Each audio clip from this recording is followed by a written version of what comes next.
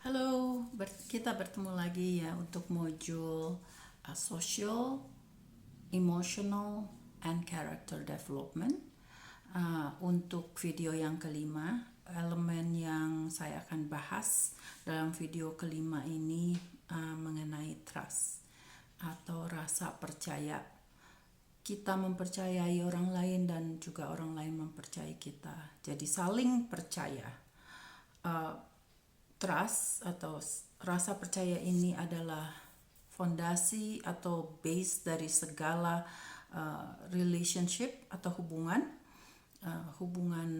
dalam hal bisnis ya, dengan relasi atau hubungan dengan pasangan, untuk romantic relationship, atau dengan keluarga, ataupun dengan orang-orang di sekitar kita. Jadi relationship ini akan sangat tidak bermakna kalau tidak ada rasa percaya atau saling percaya itu, ya. Dan trust atau rasa percaya ini diperlukan dalam setiap tindakan kita sehari-harinya. Karena itu rasa percaya itu sangat-sangat penting, dan saya ingin mencoba membahasnya, menguliknya. Hari ini saya menggunakan buku dari Dr. Brené Brown lagi untuk membahas itu, karena saya pikir itu yang paling tepat untuk membahasnya. Bukunya Braving the Wilderness, ya, yang artinya berani melalui wilderness ini seperti alam liar, seperti di sini gambarnya ya, seperti alam liar, seperti hutan gitu. Jadi karena ini mencontohkan kehidupan kita sebagai the wilderness, sebagai alam liar yang kita tidak tahu apa atau siapa yang ada di sana. Dan elemen trust ini saya ambil dari buku ini karena dia Dr. Brown ini mengupas sub elemennya, yaitu braving. Braving itu adalah kepanjangan masing-masing dari huruf ini, B, R, A, V, I, N, G. Jadi ada 7 elemen. Apa itu? Yang pertama kan huruf B ya, itu boundaries. Boundaries adalah batasan-batasan. Kita harus berani membangun batasan-batasan untuk supaya dapat membangun rasa percaya itu, untuk membangun rasa orang dapat mempercayai kita dan kita mempercayai orang lain. Boundaries atau batasan-batasan itu juga harus kita tanamkan dalam kehidupan sehari-hari. Jadi walaupun kita berani memaparkan diri kita apa adanya, ingat dengan bahasan saya mengenai kerentanan, rasa malu dan kerentanan, kita memaparkan diri kita apa adanya, tapi kita juga mempunyai batasan. Apa yang kita paparkan di luar sana, ya. Dan dalam social media lagi, itu lebih penting lagi.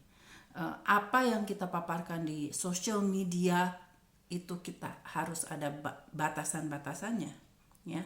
Karena sekali kita memposting sesuatu di sana, itu kita tidak mempunyai kontrolnya lagi.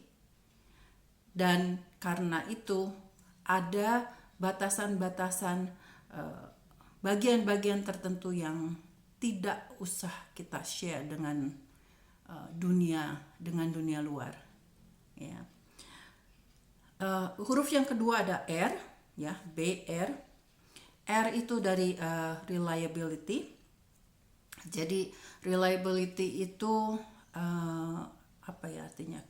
Keandalan, ya. Jadi kita menjalankan apa yang kita preach, yang kita selalu katakan, ya, dan kita juga mengatakan apa yang selalu kita kerjakan. Jadi kita selalu memberikan komitmen, kita menunjukkan komitmen, dan itu sangat konsisten, ya. itu terus-terusan gitu loh, konsisten. Kamu selalu melakukan apa yang telah kamu janjikan atau kamu katakan, dan consistently over and over again. Yang ketiga itu kan BRA ya, A-nya dari accountability.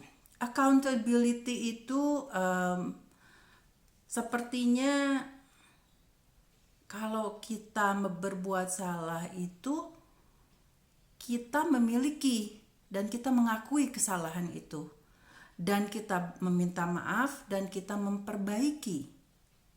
Ya, jadi kita tidak lari dari kesalahan itu, tapi kita dengan sebagai gentleman itu mengakui dan meminta maaf dan juga memperbaiki. Ya. Yang keempat, BRAV ya, V itu untuk volt. Volt itu kalau kata terjemahannya langsung itu volt itu seperti kalau di bank itu ada vault, safe deposit box, tapi yang besar gitu, seperti di film-film. Jadi itu untuk menyimpan semua yang sangat-sangat berharga. Itu juga dikuncinya sampai berlapis-lapis. Jadi itu sepertinya sangat-sangat aman untuk menyimpan semuanya di dalam itu. Dan apa kalau digambarkan dalam kehidupan sehari-hari kita, volt itu sangat-sangat susah untuk dijalankan, karena berarti kita itu dapat memegang confidentiality, ataupun kita dapat menyimpan rahasia orang yang orang sudah ceritakan pada kita, itu rahasia yang terdalam dan kita kubur dalam di dalam hati sanubari kita. Dan kita tidak akan menceritakan kepada orang lain karena kita sudah dipercaya untuk memegang semua itu. Jadi volt ini kita tidak men-share cerita orang yang tidak kita punya. Ya, jadi cerita orang lain itu kita tidak men-share dengan siapapun juga. Dan ini sangat-sangat susah sekali untuk dijalankan. Perlu praktis beratus-ratus kali untuk menjalankan semua ini ya.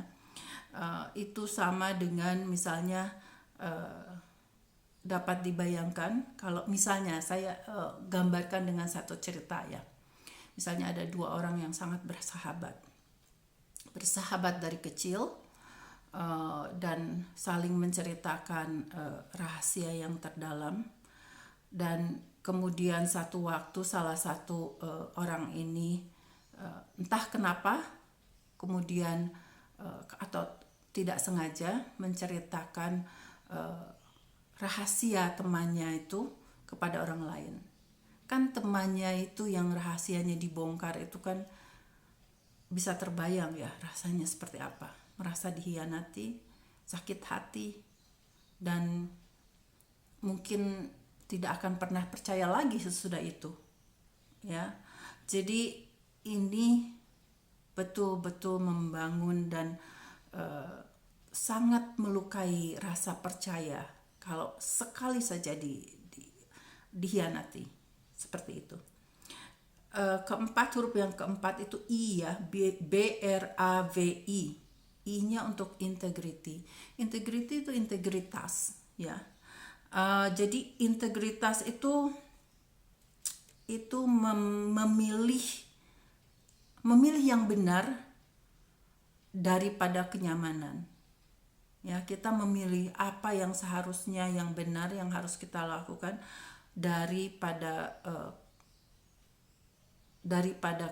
kenyamanan. Jadi memilih yang benar daripada kenyamanan. Dan itu memerlukan keberanian yang sangat-sangat untuk selalu mempraktekkan integritas. Integritas itu diperlukan dalam kehidupan sehari-hari, dalam pekerjaan misalnya ya, dalam banyak sekali dalam pekerjaan yang jabatan-jabatan yang sangat penting. itu memerlukan integritas yang 100%. Dan huruf yang selanjutnya yaitu BRAVIN. N-nya itu untuk non-judgment. Non-judgment itu berarti tidak menghakimi, ya, tidak gampang menghakimi. Ini susah sekali dipraktekkan, ya, karena kita selalu cepat menghakimi, kita selalu cepat melabel orang-orang lain, dan itu kita harus step back, ya, kita harus mundur dan kita harus pause dan kita harus memikirkan apakah kita sudah menghakimi orang lain. Biasanya melabel orang lain kan gampang sekali, dari fisikalnya, dari semuanya, ya, hanya dari perbuatan, misalnya dari behavior atau dari looknya, ya, dari bagaimana kelihatan mereka secara fisik, kita sudah menjudge, kita sudah menghakimi, kita sudah melabel, dan itu kita harus hati-hati untuk tidak melakukan itu.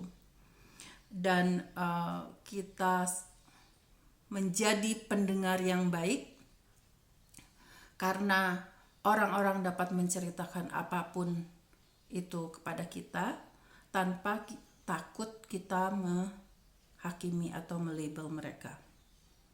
Dan itu lagi-lagi praktek yang sangat susah. Kita harus berusaha terus, ya. Letter atau huruf yang selanjutnya yaitu yang terakhir, ya, yang ketujuh, yaitu G. G untuk generosity. Generosity itu kemurahan hati kalau diterjemahkan secara letternya, ya. Jadi kemurahan hati itu bukan hanya materi, ya, kita murah hati, kita selalu memberi, tapi juga kita sangat murah hati dalam memaafkan. Kita juga sangat murah hati dalam kata-kata kita, dalam memberikan komplimen. Dan yang paling penting itu kita sangat murah hati untuk, ini ada hubungannya dengan tidak menghakimi, ya. Jadi kita lebih dari melabel. Kita tidak melabel, tapi kita memberi kesempatan orang tersebut yang dealing dengan kita itu untuk membuktikan apa maksud mereka dan apa intensi baik mereka, tanpa kita langsung menghakimi atau melabel perbuatan mereka ataupun kata-kata mereka. Jadi generosity ini sangat-sangat lebar, ya, artinya sangat-sangat luas. Jadi bukan hanya dalam soal materi saja. Nah, dari 7 elemen itu saya juga ingin mengingatkan mengenai belonging yang saya pernah discuss di video yang pertama, ya.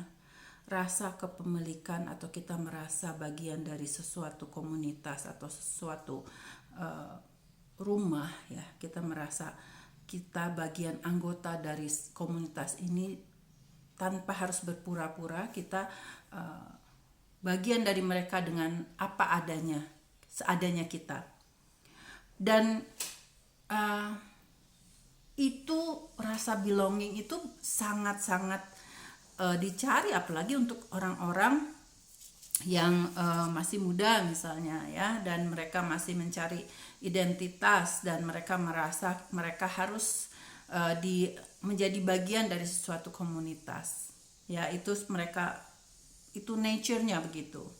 Nah, sekarang untuk belonging ini itu untuk membangun rasa percaya, ya, rasa percaya diri, rasa self confidence, itu kita harus mempunyai rasa belonging itu yang sangat penuh, yang merasa kita bagian dari diri kita sendiri. Saya adalah Lani. Itu adalah bagian dari sepenuhnya dari Lani. Saya sebagai 100% dari Lani. Jadi kita itu berani untuk berdiri sendiri karena kita merasa kita adalah 100%. Dan karena kita merasa kita belong to ourselves, ya, kita belong to self yang 100%, sehingga kita mempunyai rasa percaya yang mendalam, dan kita berani jalan untuk melalui the wilderness yang tadi, kehidupan yang kita tidak tahu siapa di sana, apa yang akan terjadi, tapi toh kita berani untuk melewati jalan-jalan tersebut dan melaluinya dengan penuh confidence. Ya, jadi ini perlu praktek ya, untuk self confidence itu sangat-sangat diperlukan praktek yang solid ya, karena seringkali kita merasa kita tidak cukup ya, kita tidak cukup cantik, kita tidak cukup tampan, kita tidak cukup kaya, kita tidak cukup tinggi, kita tidak cukup segalanya. Jadi kita merasa tidak cukup. Kita harus berusaha dan juga mengingatkan diri kita sendiri kalau dengan kita berdiri sendiri di sana, dengan mempunyai rasa belonging ya, kalau kita itu belonging kita ada di dalam diri kita 100%, dan kita percaya dengan self confidence yang full, dan kita berani menghadapi apapun yang akan terjadi ya. Ada elemen lain lagi yang saya harus ingatkan, karena elemen ini kadang-kadang mengganggu rasa trust dan rasa belonging ini ya, percaya dan kepemilikan ini, karena kita merasa kesepian ya. Dan kesepian ini tidak sama dengan kesendirian. Loneliness is not the same as being alone. Ya. Being alone, kesendirian itu sendiri itu bisa positif, karena sendiri itu berarti kita menikmati kesendirian, solitude. Dalam solitude atau kesendirian itu apa yang kita bisa kerjakan? Kan banyak, kadang-kadang meditasi, kadang-kadang kita refleks, kita mempunyai reflection of ourselves ya. Kita menganalisa apa yang sudah kita kerjakan, dan kita kadang-kadang kita juga dalam solitude, kesendirian, kita juga menjadi kreatif karena kita mengimajinasikan sesuatu ya. Jadi kesendirian itu sangat powerful ya, dan sangat powerful and healing, mengobati ya. Jadi kalau kesendirian itu positif, tapi sebaliknya loneliness atau kesepian itu kita merasa kita disconnected, kita tidak mempunyai lagi hubungan dengan dunia luar, kita tidak mempunyai lagi rasa kedekatan dalam hubungan segala macam hubungan. Kita tidak mempunyai lagi rasa kedekatan itu, dan kita juga tidak dapat membayangkan diri kita dalam hubungan dengan orang-orang.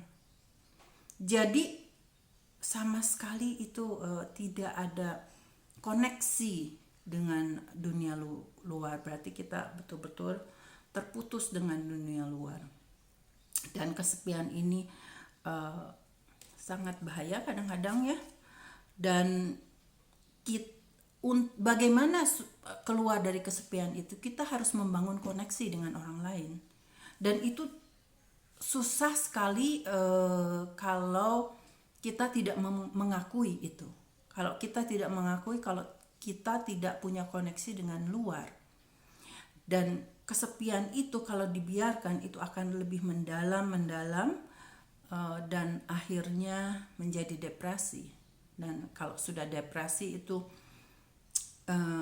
sangat-sangat berbahaya ya kalau tidak cepat-cepat keluar dari sana.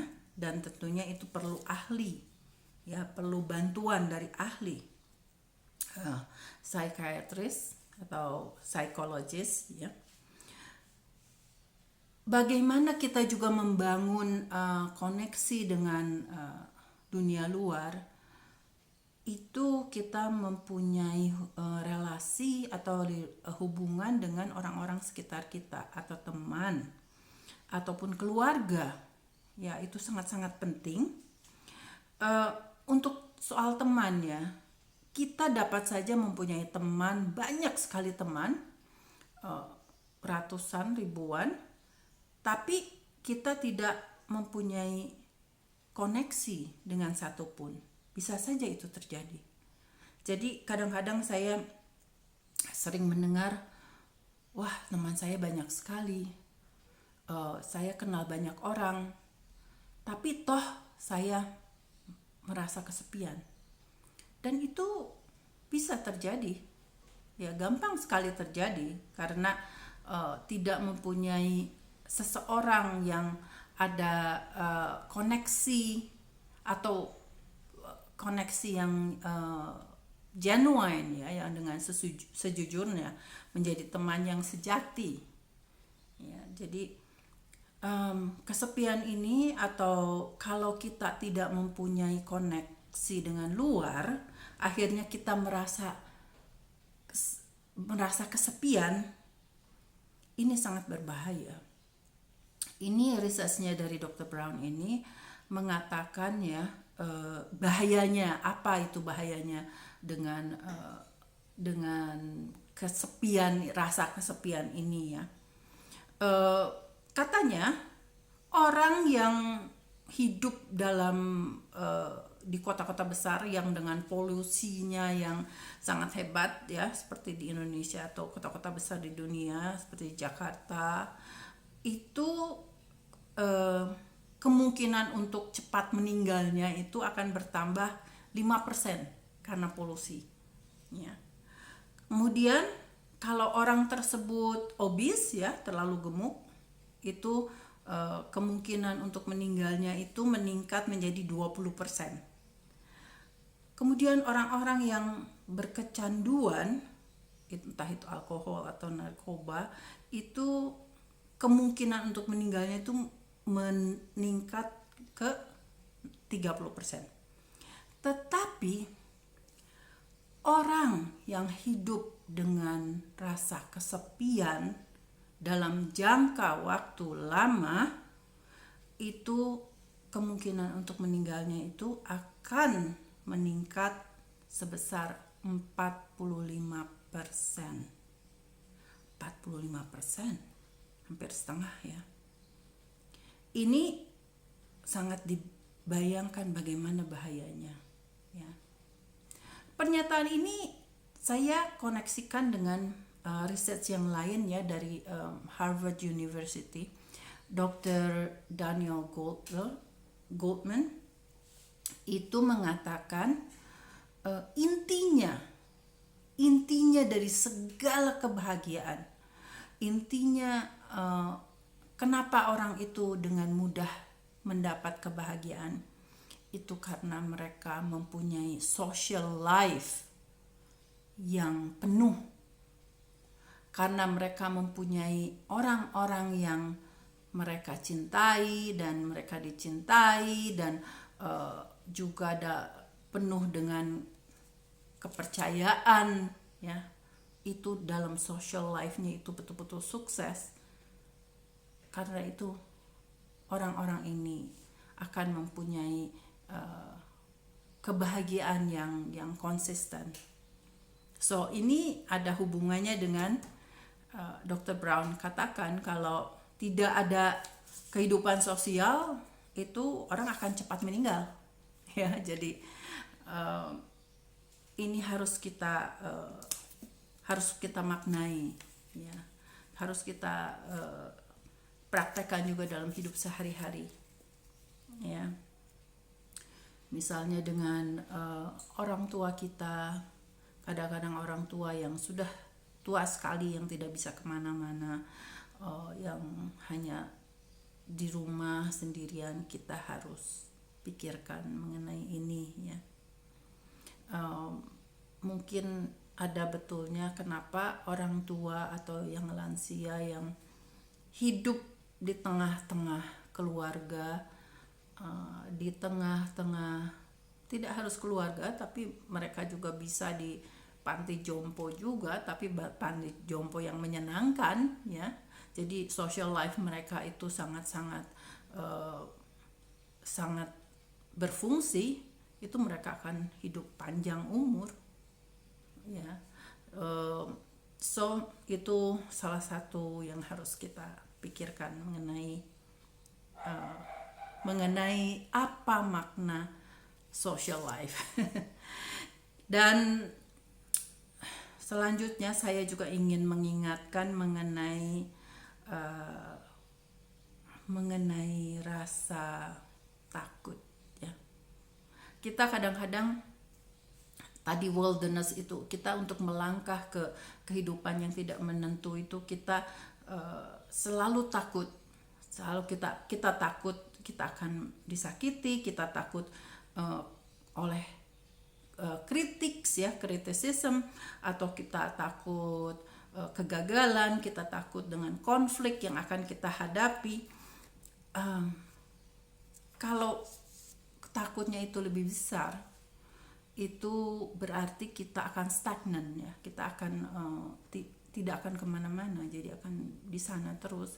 Jadi kalau misalnya orang yang seharusnya berkreasi itu tidak ada kreasinya, tidak ada produknya, ya. Jadi ketakutan dapat menghentikan segalanya dan menghentikan kreativitas kita, membatasi kreativitas kita, ya.